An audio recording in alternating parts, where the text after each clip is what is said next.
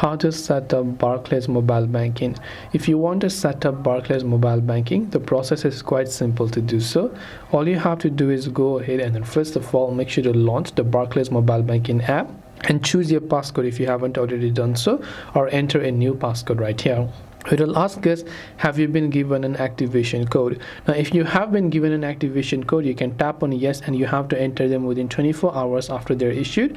But if not, then you want to select continue without right here. You can also set up your mobile banking using a debit card, credit card, or your Amazon Barclays credit card again. Otherwise, if you don't have either of these, you can also select none. But if you have either of those, you can tap on next, and what you'll need to register a mobile phone number, your debit card, and your card pin. So you can tap on continue.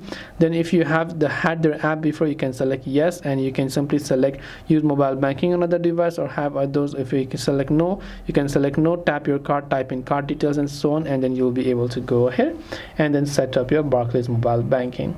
This way you'll be able to go ahead and then set up Barclays Mobile Banking. I hope that this video really helped you out. If you have got any further questions, feel free to leave them down below. Thank you for watching till the very end of this tutorial, and see you soon in the next video.